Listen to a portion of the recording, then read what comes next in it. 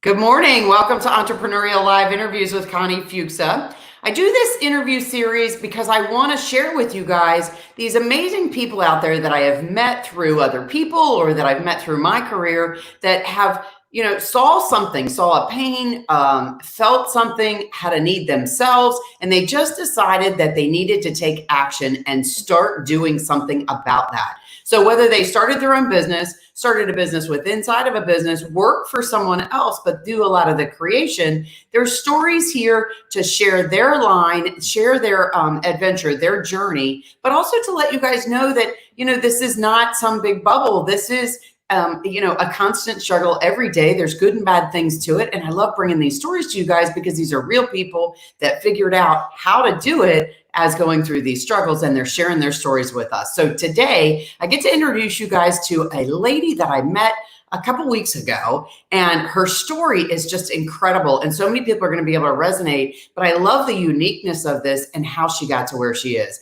And so I'm really excited to introduce you today to Kari Schwear. Kari, thank you so much for being with us. Thank you, Connie. Thanks for having me. I'm excited. Absolutely. I'm thrilled that you're here with us. So Kari, tell us about you. Tell us who you are. Where'd you come from? What were you doing, and what are you doing now, and why are you doing that? How did you get there? Oh my gosh. Well, yeah, I've had 7 careers. This is my 7th now. Yeah, I've kind of done a little of everything. And I think it was just because I was bored and wanted to try new things. I always worked for someone. I was in the medical field and real estate and banking, food and beverage. I was also, my most previous job prior to this was working at a Porsche dealership, which was so much fun. So I've done a little of everything, but really how I got to this place and started my own business is my own personal story as a gray area drinker. So I found myself stuck in this gray area of drinking more than socially drinking, but I was not identifying as an alcoholic, which is this gray area that we exist in, and not sure where I was going to go. And that led me down this path of understanding and knowing what the gray area was. And I thought, you know what? If I can help other people self identify that they too could be in this gray area, then I could help a lot of people. So I went down that path. And before you knew it, one thing led to another. And here I am.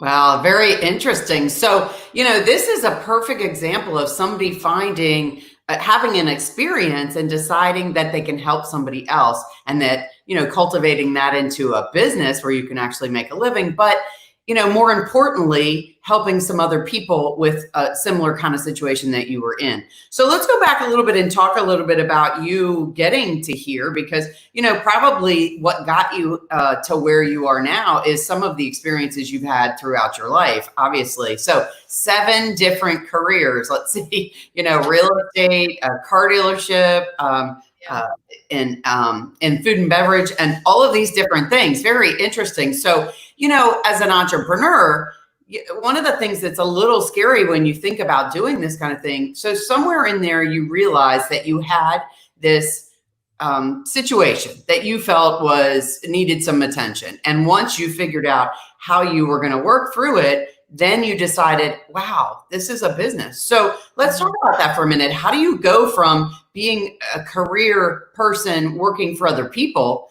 to you have a need that you find that you need to take care of, and now you decide that you're going to do something about it and make it a business? Talk to us a little bit about that, because that's a really scary transition. And on top of the fact that you're doing it in an area that a lot of people lean on when they're a little scared, Yeah, all those things are true. So it really was by accident. I wish I had like a great, well, I do have a good story, but so the story goes like this. I wanted to create something at my church. I wanted to create something that people could maybe identify with. And they had a recovery program at my church. And I'm very much more discovery and not recovery. So I proposed a different angle. They chose not to want to participate with me in that. And I left the church over it, to be quite frank. And my friend said, you know what, Kari, you're already helping so many people. Because I did go to AA, for a brief time, and I left AA because I didn't identify as an alcoholic, and I'm not an alcoholic. And it's a great program for those that are in need of recovery. But for me, I wasn't in that place. So hence why I wanted to create something. And she said to me, my girlfriend, "You're already helping so many people. Why don't you just start something on your own?" So my attitude was, yeah, I'll show that church. I don't need them. I'll do it myself. So it's sort of along those lines is how the Yeah. idea came to be. So as I thought about it and I started writing things out, the butterflies in my chest were just going crazy, and I thought, could this really be a thing? And I started writing it out. I started writing out a business plan. And then one thing led to the other. Then it was like, well, I'll see if I could start coaching on this side. I was already coaching people and not being paid. So I thought, well, let me go get a certification in coaching. Let me do my due diligence and get that under my belt, and let me start coaching people. And then that led to, well, I guess I'll create a website now. And then that led to, might as well put my stake in the ground for social media channels. And by the time all that happened, I thought, oh my gosh, this is really happening. Like, this is no longer a side gig. This could be a business. And my heart was really pulling towards that. I was feeling such a strong calling on my life.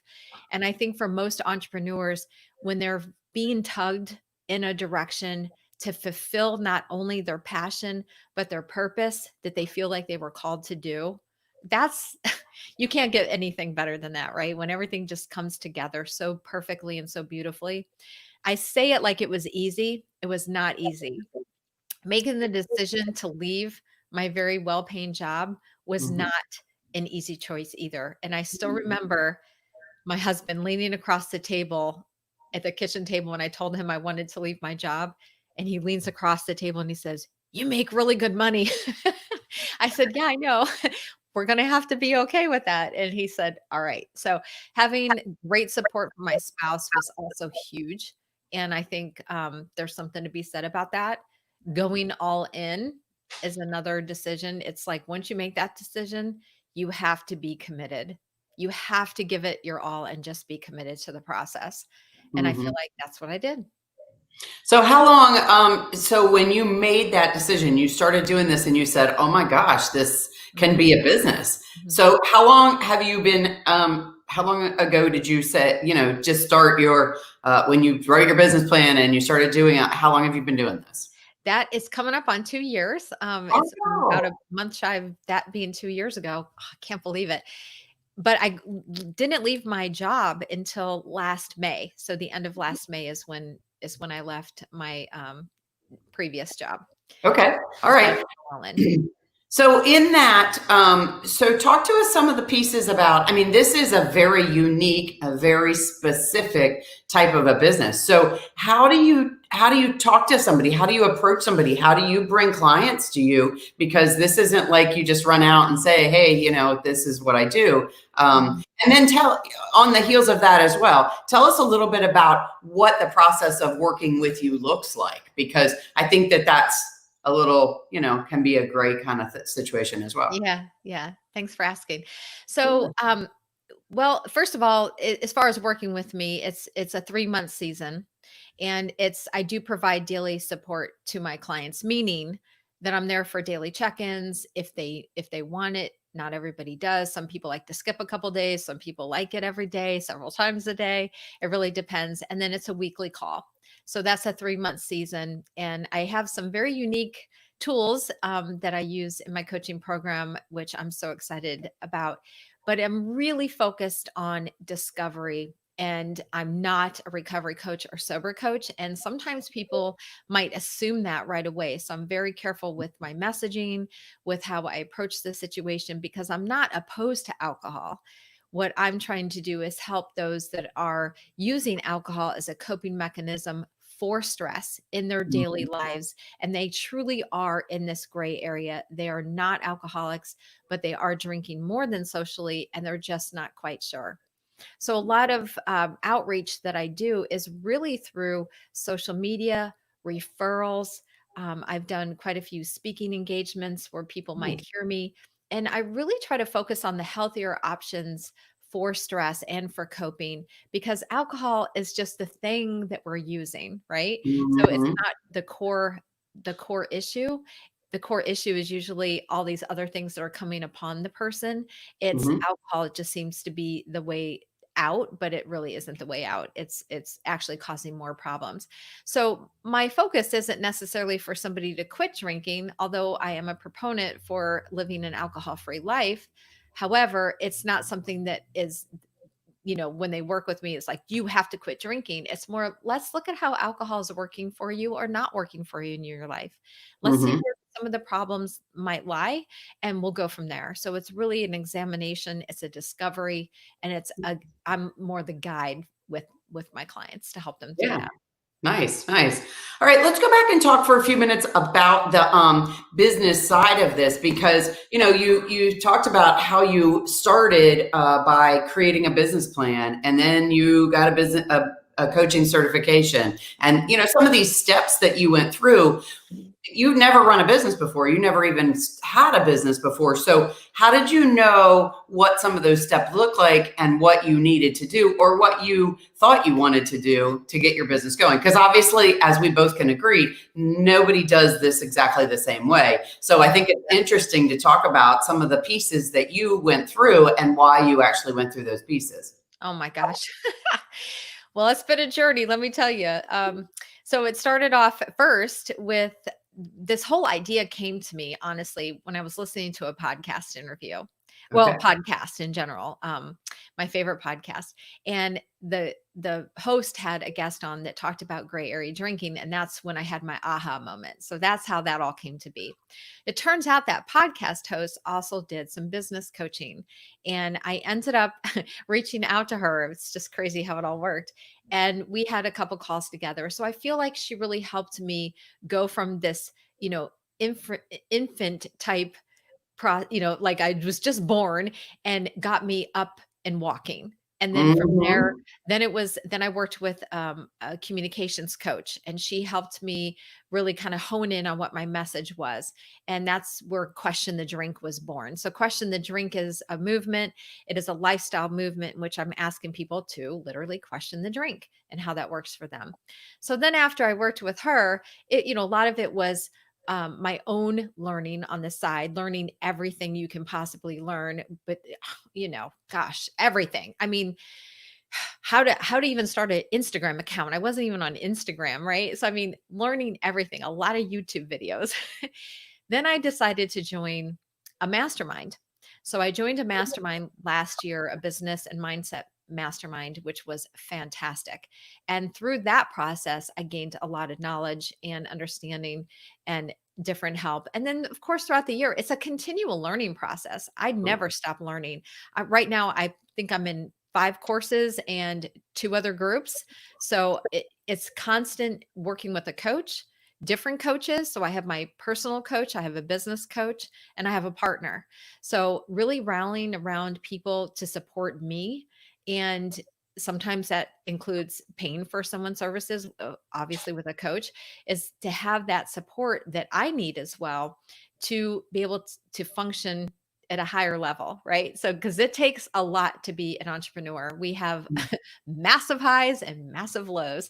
So, trying to stay balanced is really key for us. And, like I said, it has not been this all uphill battle. It's been this up and down journey, and that's to Mhm. be expected. And when things are really great, they're really great. So, it's riding the high.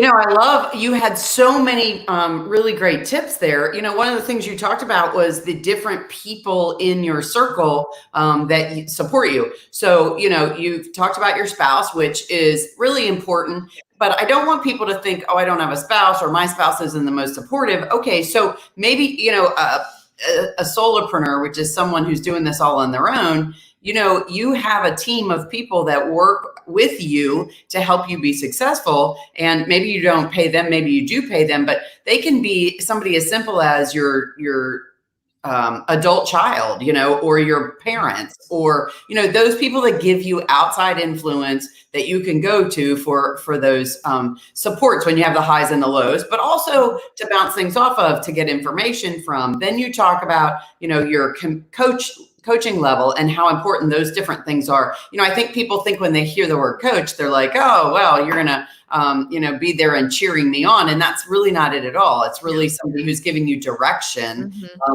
and based on what your needs are. And it's different for every single person. So I think it's so important that you pointed out some of these things, but I like that you have different types of coaches. Talk about that for just a minute, because I think people go in different directions. So they talk about coaching, or maybe mentors, or maybe a little bit of both. But talk about the coach concept for a minute, because people are either all in or not at all. Yes. Well, first of all, every person could benefit from working with a coach, and there are different types of coaches. So a business coach is going to focus on your business, right? So they're looking at your whole plan. They're looking at the direction you want to go, maybe some of your messaging. They're really focused on helping you build the actual business yourself, or with you, right? Then a personal coach, something like what I do as a discovery coach, is I'm walking alongside of my clients. It's more of a guiding hand and a support system. And, we're working on specific areas. For me, of course, it's, working through someone's stress and healthier options in their coping and some of their day-to-day life struggles with their partner or work or whatever it is. So there's somebody like that. And there's, different mentors is another thing. Finding a group, a mastermind group, or a program, getting into some good courses, having community around you is also really huge. I've been so blessed to be part of a couple really awesome groups. And while the main guy or the main gal is fabulous, it's the commonality between the rest of us and that are members or that are in this group together is really the icing on the cake, because what it does is it provides this understanding, this deep understanding what the other one's going through. And so while one of us is up, the other one might be down. And so it's this constant reinforcement and reassuring that we can do it too. And it's just this, it's this great program. And also even, I'm part of the National Speakers Association as a candidate member. And so we even meet weekly. And that's been an amazing journey for me, because, that's another part of my business is speaking, and having that group has also been fabulous. So just get involved with different groups, have the support, be with other people that understand where you're at is really, I think, the secret weapon, if you will. Yeah. It's interesting that you talked about the community around you and the mastermind groups, because this is one of those things, one of those concepts that I think entrepreneurs just don't get. And it's so crucial that reaching out, speaking to other people, getting information. If you want to do something, find somebody who's already done what you want to do. They'll help you. They will help you, and they do. But the more beneficial side is, as you said, when people are up, other people are down. And the cool thing is helping each other and knowing you're not on this island alone by yourself, trying to figure out the whole entrepreneurial journey. Hence why I started doing these interviews, because I love being able to share, number one, share your story, but two, share some of the things that you've learned through this. I mean, before this, you never even knew anything about business plans or mentorship or working with coaches or being in having community and supportive teams and all of the things that you needed to know as an entrepreneur, because you worked for somebody else and they took care of it all. Yes, that is so true. And really you have to be willing to just put yourself out there. I think that's the other, the scary part is just putting yourself out there. I remember, Connie, I couldn't even record myself live. I would never go live on Facebook or even record myself on a video. And that was so scary to me. And I think getting over that hump, it's like diving in a pool. Once you do it, you're like, oh, all right, I can not as bad as you think. Yeah, I'm a huge proponent of doing Facebook Live, as a lot of people who are following us know, because that's something that I do a lot of, because people are more prone to watch a video than they are to read a message that you put out there. But I think everybody has so many unique gifts and so much unique information that they have, these golden nuggets that they have to share, and people just don't they're too afraid to get it out there. But you're right. Whether it's doing a live or it's just talking to somebody and sitting down and saying, I'm vulnerable. I don't know how to do this. Help me figure this out. One of the biggest things that entrepreneurs need to understand, especially people that are going from the business world where, like you said, didn't even know about Instagram, didn't even have an Instagram account. Okay, it's okay. Then just, figuring it out. I mean, luckily for us now there's YouTube, but 30 years ago when I started my previous business, there wasn't. So it's kind of funny. Now you have a lot of options out there. So when you talk about your mastermind group, talk about how you found where you wanted to be with that. Because, I know we have people listening that are thinking, okay, well, if I want to get in a group, I mean, does it have to be something right in my backyard, or how do I even approach that? No. Well, the group I'm currently in, unfortunately, my membership ends with them at the end of this month, but it's been a great ride. So I actually found this gentleman on Instagram. It was an ad. And ironically, you know how the algorithms work. I was looking for somebody to work with. I wanted to find a group. I wanted a mentor. I wanted to find that level that I needed, because I knew that I couldn't do this on my own, right? I needed to have somebody guide me, show me. I was actively seeking. And this ad came up, and the rest is history. But I will say that I interviewed, I did my due diligence. I interviewed 3 different people. I really wanted to know who I was getting myself involved with, because let's face it, it is an investment. It is an investment. When you go into a year-long, especially a year-long mastermind, it is quite the investment. So really knowing it, but you don't have to do a year long either. There are programs out there that are 3 months, 4 months. You can hire just a, solo coach and have somebody work with you that way. But I do strongly believe that you need to be willing to put yourself out there. And that does mean investing in yourself. Just like my clients take the time to invest in themselves, that's that level of commitment that moves the needle. Yeah, for sure. So 2 things I wanted to ask you. One, tell us a couple of things as becoming an entrepreneur and starting this journey that you found out that you sort of stumbled upon as you went along, because I think there's so much of that out there too. Like, somebody's like, all right, yay, I'm going to get started with this. I feel it, it pulls at my heart. This is what I want to do. And you start doing it. And then you go, oh crap, I didn't know I needed to do that. Or, oh no, I stumbled upon these things. So share with us a couple of those things, because I think it's really helpful to know that, number one, it happens to a lot of people. Number 2, maybe, some of the things that you experienced can be helpful to somebody else so they don't end up stumbling or falling through a hole that they didn't know was there. Oh gosh. Well, the first thing that comes to my mind is, you will have doubts. You will move into imposter syndrome. You will think that you can't do it. You will have days where you just will cry. I don't care if you're a guy, you will cry. There are times where you're just flat out frustrated. And to know that you're just like, to quote the famous book, and now I'm forgetting the title, but you're 3 feet from gold at that point. Your breakthrough is just on the other side of that. So it's this constant push. You have to be willing to constantly be pushing and know that there's some light at the end of that little tunnel that you're in currently. So that would be the first thing, because you're not alone. Every single person that does their own business goes through it. I've never met anybody that doesn't feel that way from time to time. So expect it, because it will happen. I love it. The second thing is, you're not going to know everything, and you're not going to be able to do it all by yourself.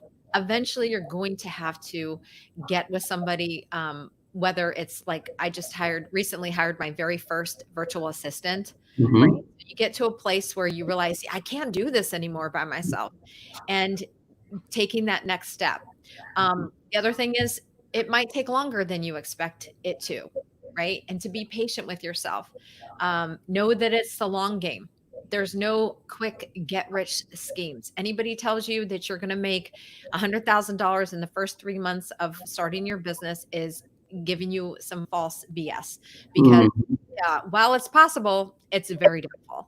So be patient with yourself, know that it will happen, and that just to keep going. I mean, really, that's the key here, is just to keep going. When days you feel like you can't do it, get up and keep going. Yeah, I love it. That was going to be my other question, was to ask you what, people entrepreneur doesn't want to hire somebody. They don't want to spend the money. They're like, I was talking to a lady yesterday who said, I built my website and then realized, well, it doesn't even look pretty. Yes, it's there, but it doesn't look very good. So, I wanted to talk to you to talk to us a little bit about knowing when to say, yeah, I need to pull the trigger. I need to hire somebody, because it isn't just necessarily that you can't do something. It's more, is your time best used doing that something? Is it something that you really don't like doing? And you spend more time doing the things that you like doing. So that's part of the business, is creating that area where you can hire somebody else, because you need to focus more on the tasks that bring in money and the things that make you happy. Mm-hmm. Well, doing the website and things like that, unless you're a web designer, I mean, don't waste your time. Hire somebody out. Same thing with graphic design. There's great websites out there like Upwork that you can actually hire somebody. That's where I found my web designer, by the way, and I'm still with him now. It's been, we've been together 18 months. He's fabulous. So graphic designs on Upwork is fabulous. And then when you get to a point of you can't keep up with some of the menial tasks that you have to do throughout your business, that's when you can look to hire a virtual assistant, or bring in somebody, or hire a part-time employee. And with virtual assistants, it's great because they're usually overseas, and then there's no taxes that you have to pay, or employee tax. So there's a lot of ins and outs that obviously through trial and error, you're going to learn some of these things. But again, just to be patient with yourself and know that you're not going to know everything. And that's okay, because we all had to start someplace. Oh, the other thing I want to say, so important. Comparison will kill you. If you compare yourself to where others are, you might be comparing your beginning to their middle, and it's never going to be the same. And I suffered from comparison for so long. And I will tell you that it did nothing for me except for bring me down and make me think that I wasn't good enough. And when you're an entrepreneur, you have these feelings come up for you all the time anyways. So get rid of the comparison if you can, because there will always be somebody more successful, better than you in every which way. But guess what? There's going to be times where you are farther along than somebody else, right? So it's just knowing when that's, what that looks like for you individually, and with it.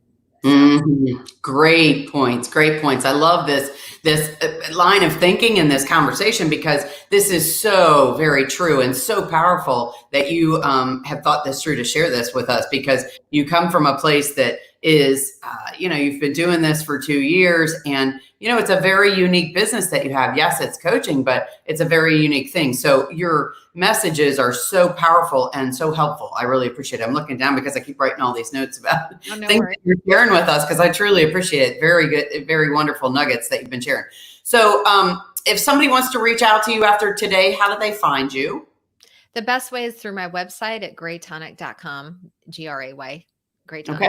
Tell us what GrayTonic means. I keep meaning to ask you. You shared Question the Drink out loud, and I appreciate that. So you obviously have 2 different areas there. Why GrayTonic? What is that? And why do you have 2 different areas that you identify with? Yep. Thank you so much for asking. So GrayTonic is the coaching side of the business. And that is, what I do business as.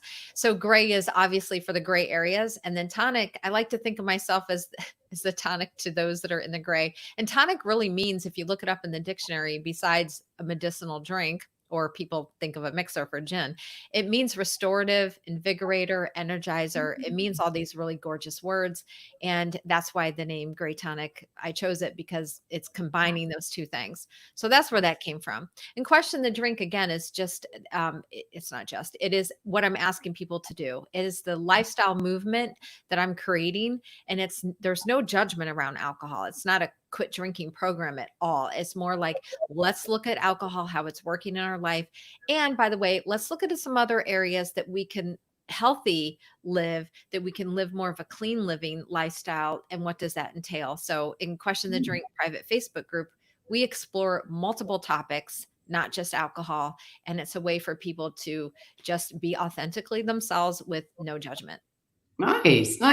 And, some people, when they come up with the name of their business, it just pops in, or it's very interesting to have that conversation. And I love that the thoughtfulness, as you know, we've gone through this whole conversation, the thoughtfulness that you have in each of these steps, but particularly that's a very interesting description, and it certainly was very well thought out. So thanks for sharing that with us. So Kari, if you had to share one, piece of aha, or something that you say, somebody starting a business or getting something up and running, or maybe they're in their business and they're just struggling, what is your one thing, your go-to, like if you had to share something that you think could help somebody else, what would that be? Patience. Have patience with yourself. Trust yourself. Trust your gut. No, it's not going to be easy. Expect the lows. Expect the highs. You will succeed if you have the mindset to do it. And a lot of it is mindset. All of it's mindset, really. All of it. I love it. I love it. It's, just fantastic information, nuggets of information that you've shared with us. So appreciate your openness and the details to all the things that you've experienced through your entrepreneurial journey, your personal situation that created this business, which is amazing as well, and so vulnerable. And I really appreciate that you taking the time to share with us today. Thanks for being with us. I really appreciate you. Thank you, Connie. Appreciate you. Absolutely, guys. So we're going to make sure that we post the information on how to get in touch with Kari after today. So if you want to, you know how to do that. We're streaming obviously on Facebook and YouTube Live right now. Make sure you're subscribing to my YouTube channel, because that way you make sure you don't miss any of these phenomenal interviews. But also we're going to be sharing it on LinkedIn as soon as we're done here. And then in a couple of weeks, we'll also have some more information and resharing about that. So make sure you're tuned into all those areas so you don't miss any of these interviews, and that you can get back and check on anything that you might have missed with Kari, any of the notes, because goodness, this was full of good information and lots of good nuggets that everybody needs to know when they're thinking about doing this. So again, thank you guys so much for being on Entrepreneurial Live Interviews with Connie Fuksa. We'll talk again soon. I hope you have a fantastic day. Bye-bye.